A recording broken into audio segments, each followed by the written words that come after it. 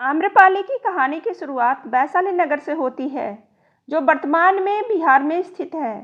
अगर ऐसे देखा जाए तो वैशाली वह नगर है जिसने संपूर्ण विश्व को सबसे पहले गणतंत्र का पाठ पढ़ाया था। इस क्षेत्र पर शासन करने वाले राजा महाराजाओं के साथ असीम सुंदरता की धनी नगर बधू आम्रपाली के किस्सों से इतिहास के पन्ने रंगे हुए हैं। आज से लगभग 2500 वर्ष पूर्व एक गरीब दंपत्ति को आम के पेड़ के नीचे एक मासूम कन्या मिली। इसको यहाँ कौन छोड़ गया, इसका कुछ भी पता नहीं था। लावारिस रूप में मिली इस मासूम और सुंदर कन्या को महानामन नामक एक सामंत ने पेड़ के नीचे से उठाया और अपने घर ले गया। क्योंकि यह आम के पेड़ के नीचे पड़ी मिली थी, इसलिए इसका नामकरण उस सामंत ने आम के नाम पर ही आम्रपाली रखा। आम्रपाली जब युवावस्था में पहुंची तो वैशाली नगर के सभी युवक उसे शादी करने के लिए तड़पने लगे। आम्रपाली के माता पिता के पास रोज सैकड़ों रिश्ते आने लगे। आम आदमी से लेकर राजा महाराजा तक, एक छोटा सा काम करने वाले व्यक्ति से लेकर व्यापारी तक, हर कोई आम्रपाली को पाना चाहता था। आम्रपाली के माता पिता के लिए बहुत ही दुविधापूर्ण और संकट का समय था, क्योंकि अगर वह किसी एक को आम्रपाली के लिए चुनते तो वैशाली नगर में अशांति फैलने का डर था। इतिहास की सबसे खूबसूरत महिला के रूप में जानी जाने वाली आम्रपाली को जब कोई एक बार देख लेता तो फिर उसकी नज़र नहीं हटती। इतना ही नहीं, इसके बाद वह किसी अन्य स्त्री में दिलचस्पी नहीं लेता था। इस बात से अंदाज़ा लगाया जा सकता है कि आम्रपाली कितनी सुंदर थी। आम्रपाली के माता पिता उसके विवाह को लेकर चिंता में पड़ गए, क्योंकि वह किसी से भी दुश्मनी नहीं करना चाहते थे। आम्रपाली की सुंदरता और विवाह से संबंधित समस्या का निराकरण करने के लिए वैशाली में एक बहुत बड़ी सभा का आयोजन किया गया। इस सभा में हजारों की संख्या में युवाओं ने भाग लिया जो आम्रपाली से विवाह करना चाहते थे। इतनी बड़ी मात्रा में एक साथ युवाओं को देखकर वैशाली गणतंत्र की सभा में यह निर्णय लिया गया कि आज से आम्रपाली किसी एक की न होकर संपूर्ण वैशाली नगर की नगर बधू घोषित की जाती है।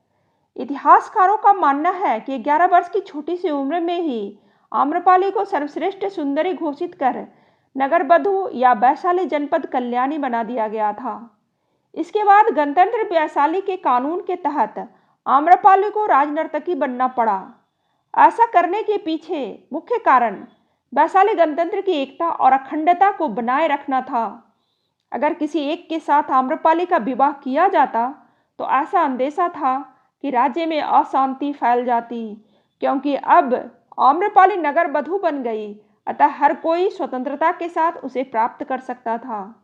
इस तरह का निर्णय आम्रपाली को आजीवन नगर बधू और उसके पश्चात राज दरबार की नर्तकी बनाकर छोड़ दिया। इतना ही नहीं, आम्रपाली के लिए एक बहुत बड़े और खूबसूरत महल की व्यवस्था की गई, जिसमें उसकी सेवा करने के लिए दासियों को भी लगाया गया। आम्रपाली के महल में सभी सुख सुविधाएं थी, लेकिन उसके ऊपर लगा सबसे बड़ा कलंक अमिट था। आम्रपाली के पास इतनी अधिक मात्रा में धन दौलत थी कि राजा महाराजा और बड़े बड़े व्यापारी भी उनसे उधार पैसे लेते थे। मगध के राजा बिंबिसार के वैशाली के साथ हमेशा ही शत्रुतापूर्ण रिश्ते रहे थे। ऐसे में आम्रपाली से मिलने के लिए उन्हें दूसरा वेश धारण करना पड़ा ताकि कोई उन्हें पहचान नहीं सके। बिंबिसार खुद एक संगीतकार था। जब वह आम्रपाली से मिले तो दोनों एक दूसरे के साथ प्यार में पड़ गए। आम्रपाली बिंबिसार के बच्चे की माँ भी बनी। उसका बेटा आगे चलकर एक बौद्ध भिक्षु बन गया। एक बार जब बिंबिसार ने वैशाली पर आक्रमण किया तो उसने आम्रपाली के महल में शरण ली। उसी दौरान आम्रपाली को बिंबिसार की असली पहचान पता चल गई। आम्रपाली ने बिंबिसार से युद्ध रोकने के लिए कहा और बिंबिसार ने आम्रपाली की बात मान ली। बिंबिसार ने आम्रपाली को मगध की महारानी बनने का प्रस्ताव भी दिया, लेकिन आम्रपाली ने इस प्रस्ताव को अस्वीकार कर दिया, क्योंकि वैशाली और मगध शत्रु थे। अगर आम्रपाली ने बिंबिसार के प्रस्ताव को स्वीकार कर लिया होता तो शायद भयंकर युद्ध छिड़ जाता और हजारों लोग मारे जाते।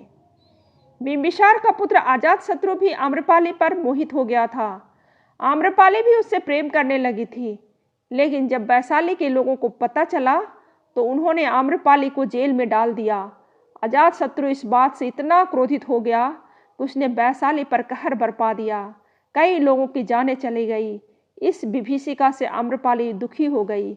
वह अपने राज्य से बहुत प्यार करती थी। उसकी कीमत पर वह अपने प्रेम को पाना नहीं चाहती थी। वैशाली नगर में एक नगर बधू का जीवन यापन कर रही आम्रपाली के जीवन के अंतिम समय में ऐसा पड़ाव आया जिसने उसके जीवन को पूर्णतः बदल दिया। यह घटना उस समय की है जब आम्रपाली भगवान बुद्ध के संपर्क में आई और उनके प्रवचन सुनी। आम्रपाली और बुद्ध का संबंध एक गुरु और शिष्य का था। एक दिन आम्रपाली महल में आराम कर रही थी, तभी उनके द्वार पर एक भिक्षुक भिक्षा मांगने के लिए आया। जब भिक्षा देने के लिए वह दरवाजे पर आई तो उस भिक्षुक को देखते रह गई। उस भिक्षुक के प्रति आम्रपाली के मन में प्रेम उमड़ आया। शायद यह वह क्षण था जब पहली बार आम्रपाली और बुद्ध का संबंध स्थापित हुआ। उस भिक्षुक के पीछे बहुत सारे भिक्षुक थे जिन्हें यकीन नहीं हो रहा था कि वह भिक्षा मांगने के लिए आम्रपाली की चौखट पर आए हैं, क्योंकि वैशाली नगर के रहने वाले भिक्षुक आम्रपाली को हीन भावना से देखते थे। भिक्षा देने के पश्चात आम्रपाली ने भिक्षुक से आग्रह किया कि कुछ ही दिनों में वर्षा ऋतु प्रारंभ होने वाली है। मेरा आपसे आग्रह है कि इस समय अवधि में आप मेरे महल में ही ठहरे। इस आग्रह के प्रत्युत्तर में युवक ने कहा कि इसके लिए मुझे अपने स्वामी अर्थात महात्मा बुद्ध से अनुमति लेनी होगी। अगर इसके लिए वह सहमत हो जाएंगे तो यहाँ मैं रुक जाऊंगा। जब यह बात महात्मा बुद्ध के पास पहुंची तो महात्मा बुद्ध ने अन्य शिष्यों से कहा कि अभी वह वहाँ रुका नहीं है, उसे रुकने के लिए मेरी अनुमति की ज़रूरत है, और वैसे भी बिना मेरी अनुमति के वह वहाँ नहीं रुकेगा। आम्रपाली की चौखट पर भिक्षा मांगने गया युवक जैसे ही लौटा सबसे पहले महात्मा बुद्ध के पैर छुए और उन्हें सारा वृतांत सुनाया। इस पर बुद्ध ने उस भिक्षुक से कहा कि तुम वहाँ पर रह सकते हो। भगवान बुद्ध के इस निर्णय से अन्य भिक्षुक स्तब्ध रह गए। उन्हें यकीन नहीं हो रहा था कि बुद्ध इस तरह का निर्णय ले सकते हैं। बुद्ध की आज्ञा लेकर वह भिक्षु आम्रपाली के महल में 4 महीने रहने के लिए चला गया। तभी बुद्ध ने अन्य भिक्षुओं को आदेश दिया कि तुम अपनी दिनचर्या का पालन करो, मुझे उस पर पूरा यकीन है उसके मन में अब कुछ इच्छा नहीं है। यदि उसे वहाँ रहने के लिए आज्ञा नहीं दी जाती तो उसको आघात पहुँचता, क्योंकि उसका मन निर्मल है और मुझे पूरा यकीन है कि वह आम्रपाली से बिल्कुल भी प्रभावित नहीं होगा। जहाँ तक मैं उसे जानता हूँ उसका धम्म अटल है और वह आम्रपाली के सामने समर्पण नहीं करेगा। इतना ही नहीं, एक भिक्षु के लिए यह परीक्षा का समय है कि कितना अटल रह सकता है। हम सबको 4 महीने का इंतजार करना पड़ेगा और यकीनन वह मेरे विश्वास पर खरा उतरेगा और लौट आएगा। वर्षा ऋतु चली गई। इसके साथ ही वह भिक्षुक महात्मा बुद्ध के शरण में लौट आया। अन्य भिक्षुओं ने देखा कि उसके पीछे आम्रपाली भी बुद्ध की शरण में आ गई। महात्मा बुद्ध के पास पहुंचकर सबसे पहले आम्रपाली ने उनको प्रणाम किया और उनसे आज्ञा मांगी कि वह भी भिक्षुनी संघ में शामिल होना चाहती है।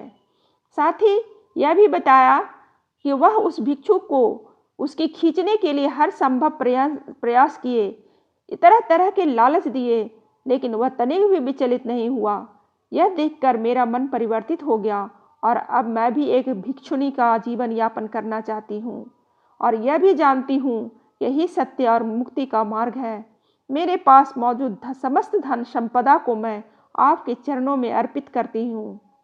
आम्रपाली का महल बौद्ध भिक्षुओं का वह मुख्य स्थान बन गया जहाँ पर चतुर्मास में सभी भिक्षुक यहाँ रहते। नगर बुद्धों से लेकर महात्मा बुद्ध की सबसे प्रतिष्ठित भिक्षुओं में शामिल होने तक का यह सफर आम्रपाली के लिए कतई आसान नहीं था। आम्रपाली और बुद्ध का संबंध ने आम्रपाली के जीवन को पूरी तरह से परिवर्तित कर दिया।